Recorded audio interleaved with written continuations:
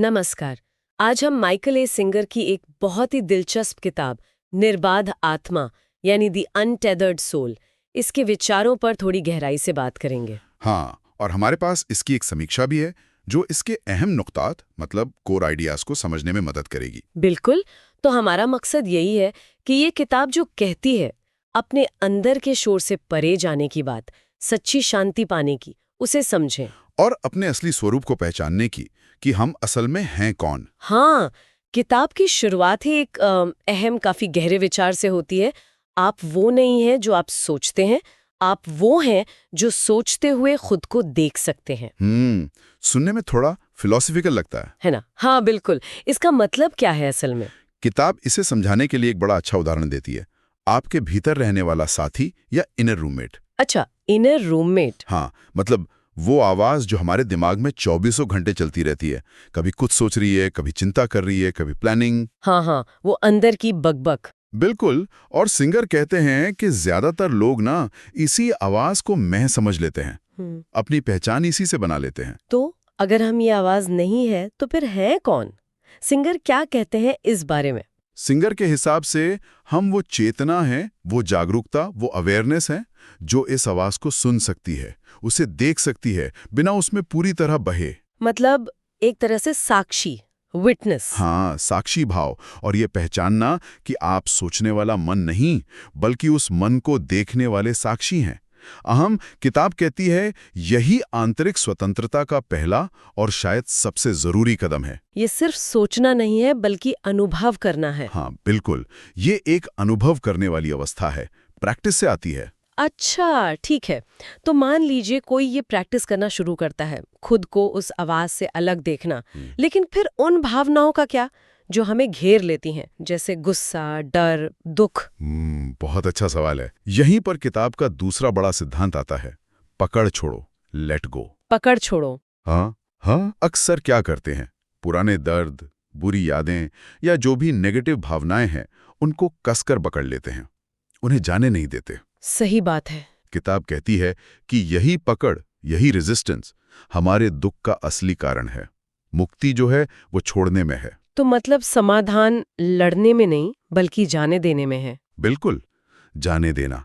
और किताब इसे हमारे हार्ट सेंटर से जोड़ती है, मतलब हमारा भावनात्मक ऊर्जा केंद्र। ओके। जब हम डरते हैं या हमें चोट पहुंचती है या गुस्सा आता है और हम उसे पकड़ लेते हैं तो ये केंद्र सिकुड़ जाता है, बंद सा हो जाता है। अच्छा। इसे खुला रखना मतलब खुला दिल रखना, यही तरीका है जीवन की ऊर्जा को, प्रेम को स्वतंत्र रूप से बहने देने का। प्रैक्टिस ये है कि भाव आएं, उन्हें महसूस करें और फिर जाने दें, चिपके नहीं उनसे। सुनने में तो ये काफी लिबरेटिंग लगता है, लेकिन बाहरी दुनिया का क्या?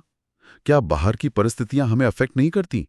अगर बाहर सब मुश्किल है तो अंदर से शांत रहना क्या ये मुमकिन है? किताब का तर्क है कि हाँ, ये मुमकिन है। आंतरिक स्वतंत्रता एक चुनाव है, ये बाहरी हालातों पर निर्भर नहीं है। लेकिन कैसे? ये तब संभव होता है जब हम हर चीज पर तुरंत रिएक्ट करने के बजाय रुककर उसे सिर्फ देखना सीखते हैं, निरीक्षण करना, ऑब्जर्व करना। Observe, don't react. हाँ, इसका मतलब ये नहीं कि भावनाएं महसूस ना करें, महसूस करें, पर उनके साथ बह ना जाएं। इस तरह हम अपनी प्रतिक्रियाओं के मालिक बन सकते हैं, उनके गुलाम नहीं। तो ये एक तरह की मानसिक स्ट्रेंथ हुई। हाँ बिल्कुल। और इसी से जुड़ा एक और पर्सपेक्टिव किताब देती है, मृत्यु का ध्यान, डेथ हैज मोटिवेशन। ओह, ये तो थोड़ा गंभीर साउंड कर रहा है। नहीं, ये डराने के लिए नहीं है, ये बस याद दिलाने के लिए है कि जीवन सीमित है ना, टाइम लिमिटेड है। हाँ, ये तो है। तो जब हम इस बात को स्वीकार करते हैं तो छोटी छोटी चीजों में उलझना कम कर देते हैं, हर पल को ज्यादा जागरूकता से, ज्यादा गहराई से जीने की कोशिश करते हैं।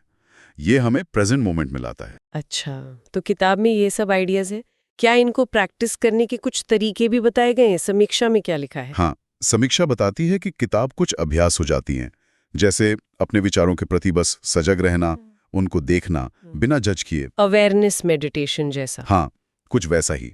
फिर भावनाओं को उठते हुए देखना और उन्हें जाने देना।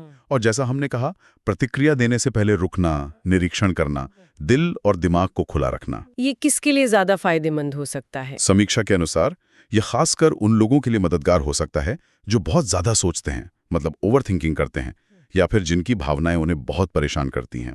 लेकिन क्या ये आसान है सबके लिए? समीक्षा में कुछ आलोचना भी है? हाँ, समीक्षा ये भी मानती है कि किताब थोड़ी दार्शनिक है, मतलब फिलोसॉफिकल ज्यादा है।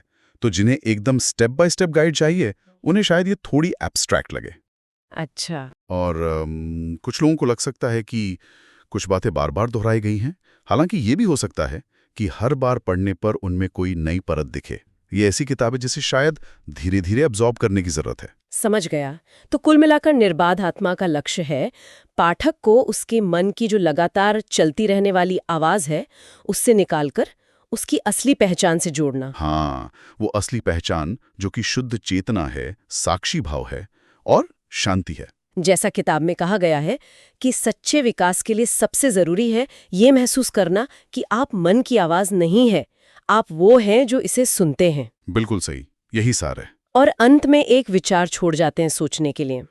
अगर हम सच में वो आवाज नहीं है तो क्या होगा अगर कोई सचमुच अपनी रोजमर्रा की जिंदगी में उस आवाज को बस सुनना शुरू कर दे, सिर्फ सुनना, बजाय उससे आइडेंटिफाई करने के या उसके साथ बह जाने के।